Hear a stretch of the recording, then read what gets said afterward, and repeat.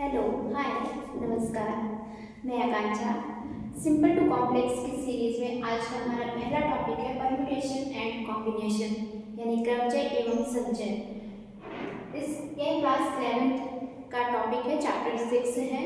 ठीक है, यह other competitive exams like JEE mains, UPSC, CDS, railway, SSC वगैरह कई सारे एग्जाम्स में इस टॉपिक से रियल लाइफ रिलेटेड क्वेश्चंस पूछे जाते हैं। ठीक है, तो उसमें हम सबसे पहले परम्यूटेशंस एंड कॉम्बिनेशन यानी कि क्रमचय क्या होता है। ठीक है, तो इसको समझने से पहले हम ये देखते हैं कि एक ऐसा एग्जाम्पल लेते हैं रियल लाइफ रिलेटेड। जैसे कि मान लो कि कोई लड़की है, वो घूमने के लिए कहीं बाहर गई, तो वो अपने साथ में एक अपना ट्रॉली बैग ले गई, जिसमें एक ऐसा लॉक है, ऐसा ताला है जिसमें 0 से लेकर के 9 डिजिट तक अंक हैं, और ऐसे उसके पास में 3 डिजिट के अंक का एक नंबर का एक उसके पास में जो लॉक है उससे खुलता है। एक स्पेसिफिक 3 डिजिट का नंबर है जो डालने पर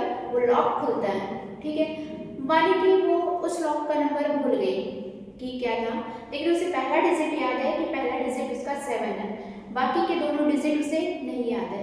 तो अब इसके लिए वो क्या करेगी कि दूसरे और तीसरे डिजिट के लिए वो क्या करेगी कि पहले 7 के साथ में 0 से लेकर के 9 तक कोई एक बार बार मतलब पहले 0 लेगी, 7 0 0 या 7 0 1 7 0 2 7 0 3 7 0 4 ऐसे लेकर के 7 0 9 तक लेगी।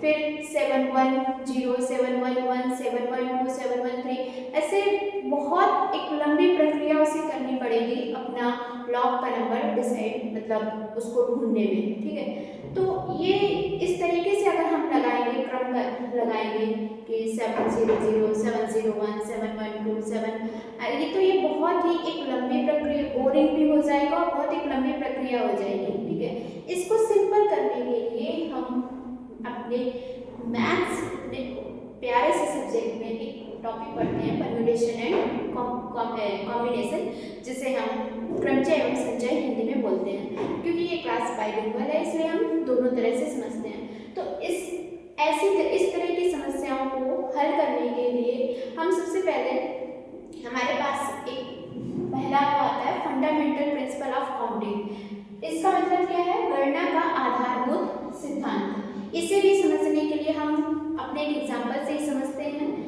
कि मान लो कोई मानो कि रानी है। ठीक है, रानी है 3 शर्ट्स एंड 2 पैंट्स। ठीक है, तो 3 शर्ट है, तीनों शर्ट को हम क्या करते हैं S1 S2 और S3 से डिनोट करते हैं, S1 S2 S3। ठीक है, अब उसके पास में 2 पैंट हैं, तो वो क्या कर सकती है कि पहले पैंट के साथ में वो क्या कर सकती है कि P1 पैंट पहन के जाए। तो एक उसके पास में क्या कॉम्बिनेशन बन गया S1 P1, यानी कि पहली शर्ट और पहला पैंट पहन के जाए। ठीक है, दूसरे दिन को क्या कर सकती है कि S1 और P2, इस तरीके से कॉम्बिनेशन भी कर सकती है, इस तरह से भी पहन सकती है। ठीक है, दूसरा को क्या कर सकती है, तीसरे दिन को क्या कर सकती है कि S2 के साथ में P1 पहन जाए, S2 P1। ठीक है, और चौथे दिन को S2 और P2, यानी दूसरी शर्ट के साथ में दूसरा पैंट। ठीक है, ये 4 दिन के लिए उसके पास में कॉम्बिनेशन बन गया। ऐसे पांचवें दिन को क्या कर सकती है S3 P1, यानी तीसरी शर्ट के साथ में पहला पैंट, या छठवें दिन को क्या कर सकती है S3 P2। ठीक है, तो उसके पास में इस तरह से 3 शर्ट और 2 पैंट से वो कुल कितने दिन इनको अलग अलग तरीके से भिन्न भिन्न तरीके से पहन सकती है। तो 6 भिन्न तरीकों से हमने देखा कि वो कुल मिलाकर के 1 2 3 4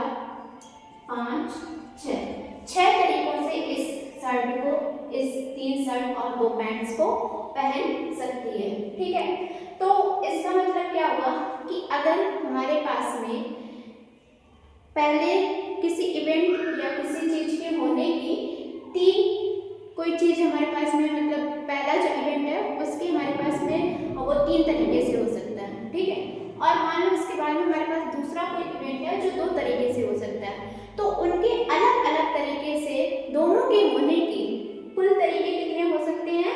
6 तरीके। यहाँ हमने देखा ना। ठीक है, तो इस तरीके से हम इसको जनरलाइज कर सकते हैं। इसी से हमारा फंडामेंटल प्रिंसिपल ऑफ काउंटिंग यानी गणना का आधारभूत सिद्धांत क्या है कि यदि एक घटना n भिन्न तरीकों से घटित हो सकती है, तदुपरांत एक अन्य घटना n भिन्न तरीकों से घटित हो सकती है, तो दिए हुए क्रम में दोनों घटनाओं के भिन्न तरीकों से घटित होने की भिन्न संख्या n into n है। यहाँ देखा ना हमने कि हमारे पास में 3 शर्ट और 2 पैंट, ठीक है, इन दोनों के इनके दिए हुए क्रम में, ठीक है, अलग अलग भिन्न भिन्न तरीकों से घटित होने की संख्या कितनी हो गई? 6, यानी n into n। ठीक है, इसको अगर हम इंग्लिश में समझना चाहें तो ऐसे समझ सकते हैं कि if there are n ways to do one event and n ways to do a second independent event। अब यहाँ पर इंडिपेंडेंट का मतलब क्या हुआ कि जो पहला हमारे पास में इवेंट था, जैसे कि यहाँ 3 शर्ट, ठीक है, इन 3 शर्ट से बाद में जो दूसरा इवेंट है हमारे पास में 2 पैंट, इस पर कोई फर्क नहीं पड़ता है, यानी ये कैसे इवेंट हो गए? इंडिपेंडेंट इवेंट हो गए। ठीक है, तो इस तरह से if there are n ways to do one event and n ways to do another independent event, then there are n into n, ठीक है, total ways to do both events in sequence। ठीक है, तो इस तरीके से हमने क्या समझा? Fundamental principle of counting. ठीक है, ऐसे हम कई तरीके से समझ सकते हैं कि मान लो कि हमारे पास में कोई हमें झंडा बनाना है, ठीक है, उसमें 3 कलर लगाने हैं। ठीक है, कोई भी हमको माना कि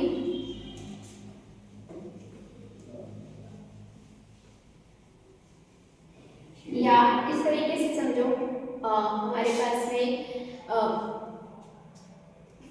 ठीक है, पहले ये एग्जांपल ले लेते हैं कि कोई हमको झंडा बनाना है जिसमें हमें क्या लगाना है? 3 कलर लगाने हैं। ठीक है, अब इन 3 कलर में हमारे पास में और हमें क्या दे दिए गए हैं कि हमारे पास में 3 जगह पे कलर लगाने हैं और हमारे पास में कुल कलर जो दिए गए हैं वो 5 दिए गए हैं। 5 कलर्स कौन कौन से? रेड, येलो, ठीक है, ब्लू, ग्रीन और एक मान लेते हैं वाइट। ये 5 कलर हैं जिनको हमें एक झंडे में लगाना है, जिसमें एक बार में 3 कलर हमें लगाने हैं। तो हम क्या कर सकते हैं? एक बार में हम यहाँ पे रेड, ठीक है, यहाँ पे येलो और यहाँ पे ब्लू, ये क्रमबद्ध करते हैं। ठीक है, दूसरी बार में हम क्या कर सकते हैं कि येलो, ब्लू, रेड, ठीक है, इस तरीके से हमारे पास में कॉम्बिनेशन बन सकते हैं। तो इसके कुल कितने कॉम्बिनेशन हमारे पास बन सकते हैं? तो हमारे पास में क्या हो सकता है? यहाँ पर कोई भी 5 कलर आ सकते हैं। ठीक है,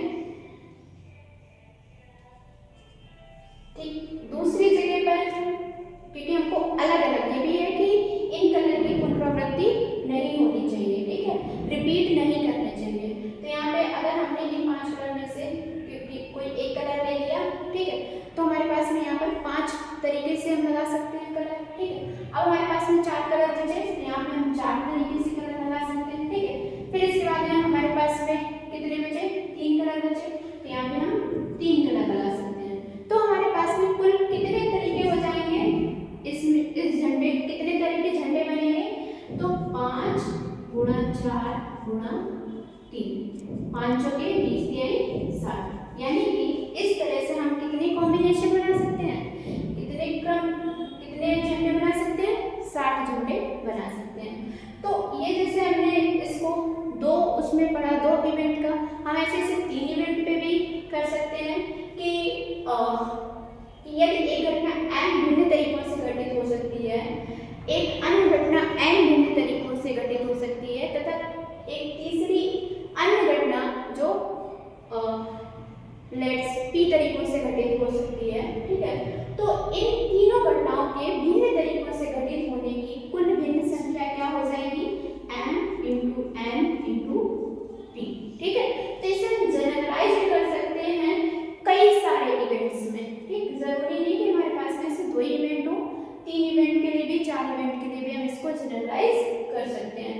तो ये हमारे पास होता है फंडामेंटल प्रिंसिपल ऑफ काउंटिंग। ये हमारा इस परम्यूटेशन एंड कॉम्बिनेशन को समझने का सबसे पहला टॉपिक है जो बहुत जरूरी होता है समझना।